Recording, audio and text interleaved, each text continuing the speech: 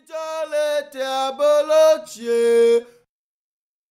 Mijole te abolochie.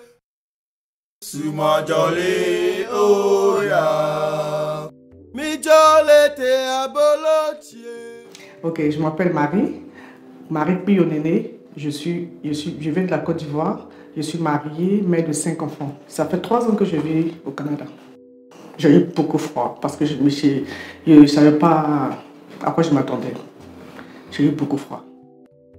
Bonjour, je suis Salwa, j'ai 26 ans. Je suis originaire du Maroc. J'étudie ici au Collège Boréal à Sudbury et je fais programme génie informatique. Ma première impression à l'aéroport, c'était... Parce qu'en fait, l'aéroport de Casa, c'était tellement vibrant, tellement bruyant et vif. Et puis j'arrive à l'aéroport de Montréal, c'était plein de gens, mais en même temps, c'était très calme. C'était trop même calme. C'était ma première impression sur le Canada, c'était le calme. Bonjour, je m'appelle Mohamed Koné, je suis étudiant à l'université Laurentienne. Pour le moment, je travaille dans une banque. Je suis arrivé au Canada, ça fait environ 5-6 ans, je pense, en 2013, le 21 mars 2013 exactement. Et depuis, j'ai eu la chance de vivre à Ottawa. J'ai déménagé à Sudbury il y a quelques années pour pouvoir finir mes études et parce que j'aimais beaucoup la ville. Je réponds au nom de Mekila Kambo, je suis d'origine tchadienne, je suis marié. Je suis au Canada, ça fait presque 3 ans. Et je suis ingénieur en informatique dans le domaine du réseau.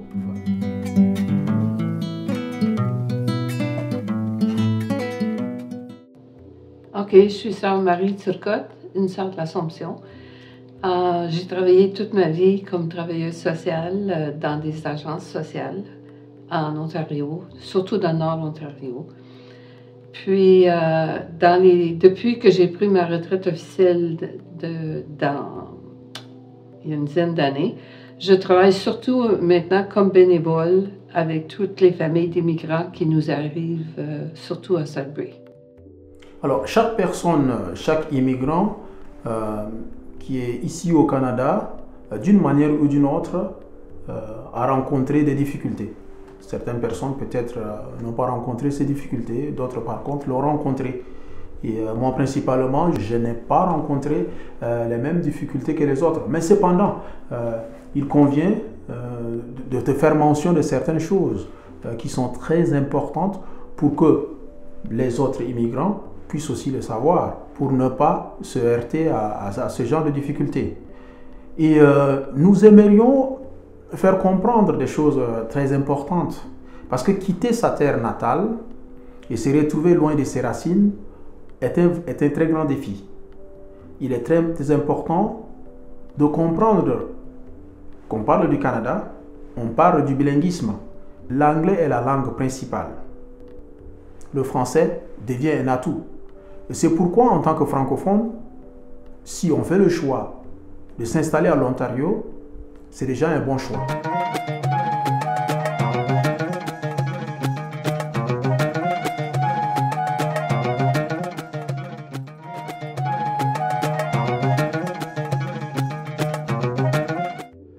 Les tempêtes de neige, le fait que nous ne regardions pas la météo avant de sortir, le changement de culture.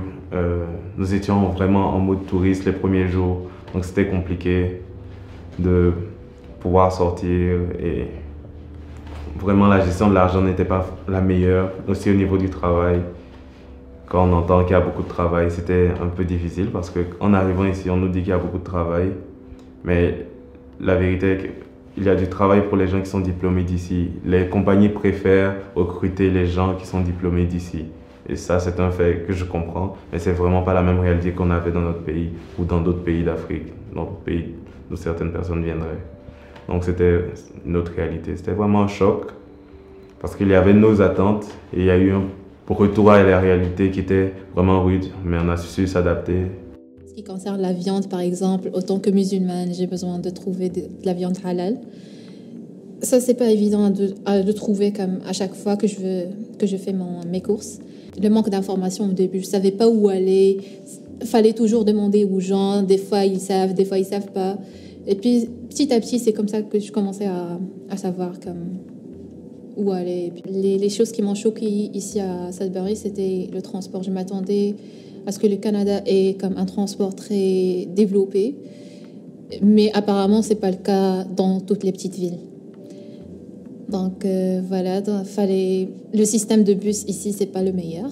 On a même un meilleur au Maroc. Donc voilà, oui, c'est parmi les choses avec lesquelles je galère, c'est le transport.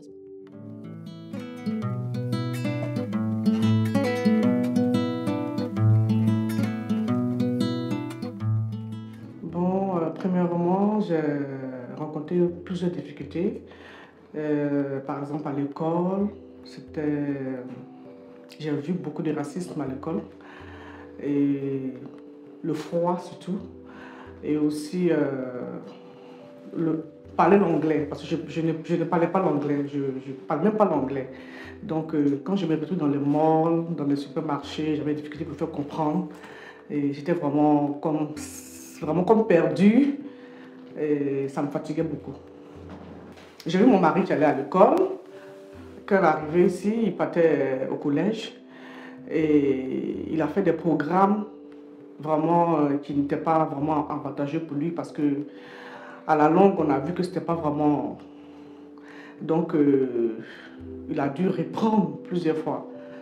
Et quand moi j'ai vu tout ça, je me suis dit bon, je veux faire quelque chose de peut-être de différent.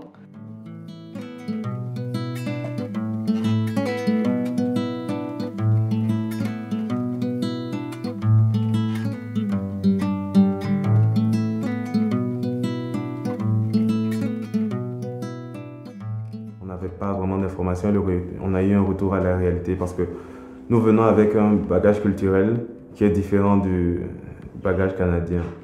De ce fait, le fait d'entendre déjà qu'il y a beaucoup d'opportunités au Canada, que le Canada recherche des gens, ça motive déjà à quitter notre pays, ça nous a motivés à quitter notre pays, à venir ici.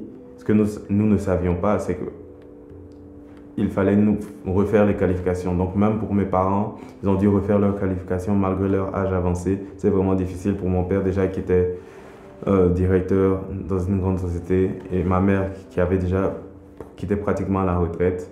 Il fallait pour eux refaire une formation et encore chercher du travail, ce qui n'était pas facile. Et ensuite pour nous-mêmes, pour les enfants, c'était plus ou moins facile parce que on a eu la chance de vouloir s'intégrer rapidement et nous sommes venus en Ontario. La première difficulté était notre anglais, mais nous avons su, mener à bien notre quête et franchement faire notre anglais. Donc ça nous a aidé, ça nous a ouvert les portes et j'en suis reconnaissant parce qu'aujourd'hui on n'a pas vraiment de problème de chômage qui se pose. Mais c'est vrai, mais comme je dis, le problème de l'information qu'on a eu, c'était vraiment rude parce que je me rappelle, à plusieurs reprises, nous ne savions pas où aller chercher des maisons. Il y a tellement de choses que si nous savions, nous aurions fait différemment. Comme par exemple la maison à laquelle mes parents vivaient. Je pense qu'en 2013, nous payions pratiquement $2000 parce que nous venions d'arriver. Nous ne savions pas que les logements communautaires existaient. Nous ne savions pas que nous pouvions être logés, que les centres communautaires existaient et tout. Alors, après les meubles, où aller les chercher? Nous sommes partis dans les magasins, dans les affiches qui arrivaient dans la boîte aux lettres. C'était les magasins les plus dispendieux, les magasins les plus chers, ce qui fait que c'était une bonne partie d'argent encore.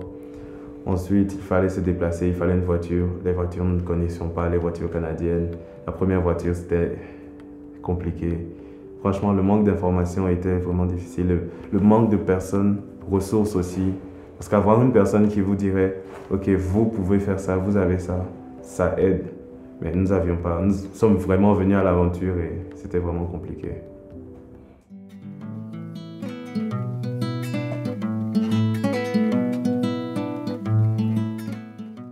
Et si l'État ne valide pas votre diplôme, il faut comprendre qu'on doit repartir encore à l'école pour avoir au moins un diplôme canadien.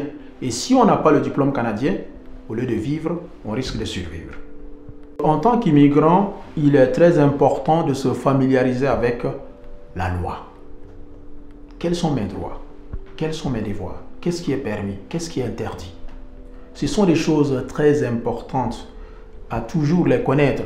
Parce que plus on connaît la loi du pays, plus on est en règle avec les autorités. Et si on ne connaît pas la loi du pays, on risque de se retrouver un de ces 4 matins avec un goût très amer.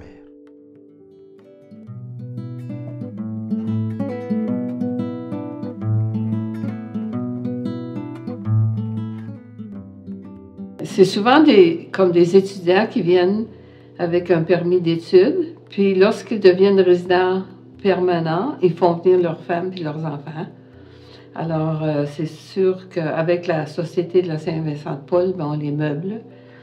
Puis, on a aussi beaucoup de demandeurs d'asile qui arrivent qui sont obligés de fuir leur pays parce qu'il y a de la guerre ou de la pauvreté ou qui sont persécutés.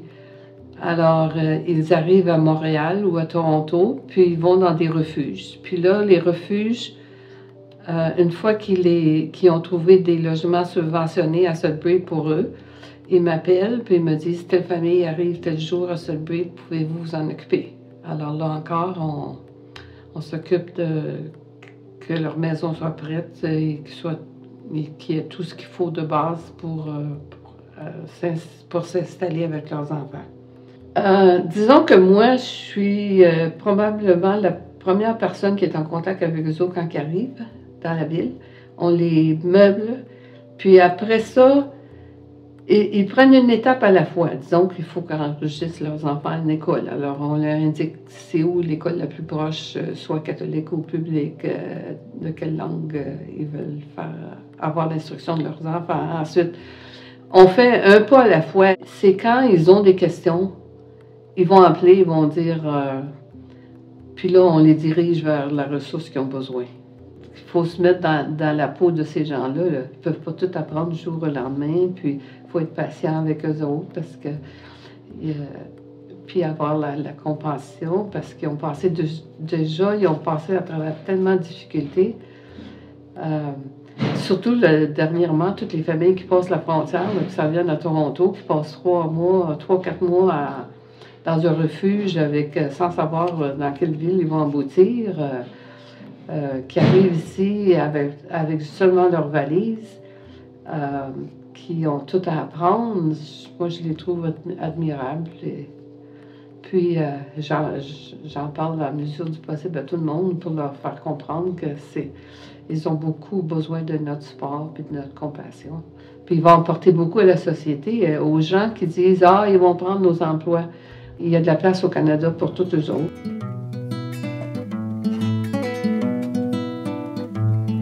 Ici, il y a eu beaucoup de services. Quand je suis arrivée ici, là, il y a la sœur Marie qui m'a vraiment aidée à déménager. Il y a eu beaucoup de services. Parce que là, j'étais enceinte, donc il y a beaucoup de gens qui m'ont montré des endroits où aller pour faire mes trousseaux, en tout cas pour avoir en tout cas beaucoup de choses, beaucoup de services. Si les centres communautaires pouvaient avoir un premier point de contact avec les immigrants, je ne sais pas, déjà depuis leur pays d'accueil ou depuis l'aéroport, je ne sais vraiment pas, mais je pense que ça aiderait beaucoup les immigrants et les personnes qui arrivent. Le premier conseil que je dirais à un Marocain ou une Marocaine qui veulent venir, ici à l'Ontario précisément, ça serait d'apprendre l'anglais. Venez pas avec un niveau 0 en anglais, venez au moins avec un niveau intermédiaire. Comme ça, vous pouvez toujours, ici le gouvernement, il offre des services pour améliorer l'anglais, sauf que c'est pas... Si vous allez commencer à 0, ça va pas être aussi facile pour vous que si vous avez déjà comme des prérequis en anglais. Par rapport au prêt, j'aimerais que tous ceux qui viennent ici ne courent pas après le prêt. Parce que j'ai l'impression que le RAFEO, c'est comme un piège. Il ne faut pas prendre le prêt parce que tu veux manger l'argent. Il faut prendre le prêt parce que tu veux travailler. Et après ton programme, travailler et avoir du boulot pour pouvoir rembourser ton prêt. C'est ce que moi j'aimerais conseiller à celui qui vient d'arriver. Le conseil particulier que j'aimerais donner à un arrivant à Sudbury, c'est que rêver sa vie et vivre ses rêves ne vont pas de pair. La route de l'intégration passe par les panneaux de l'information. Il est très important de s'informer. Et quand on s'informe, les choses deviennent très faciles. C'est pourquoi nous invitons tous les immigrants qui se retrouvent dans des situations très difficiles, parce que ce n'est pas ce qu'on leur a dit qu'ils sont peut-être en train de vivre.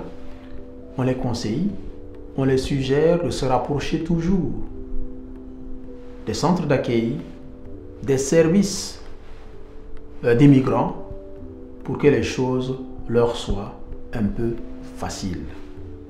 C'est vrai qu'il y a beaucoup d'assistance, mais il faut que l'on apprenne à aller de l'avant, parce que nous sommes venus à l'aventure, nous avons quitté nos pays respectifs qui sont des kilomètres, des milliers de kilomètres loin, ou peut-être pas, mais dans tous les cas, nous sommes venus embrasser une nouvelle culture. Donc ça ne sert à rien de venir chercher à toujours consommer les mêmes choses et s'engouffrer dans les problèmes de dette. Ça ne sert à rien de venir rester dans notre coin et chercher les personnes juste que nous connaissons. Il faut vraiment embrasser la culture canadienne, il faut vraiment embrasser la culture de Sudbury. Parce qu'il y a tellement de choses à découvrir à Sudbury, mais si on reste dans notre coin, tu ne découvriras rien.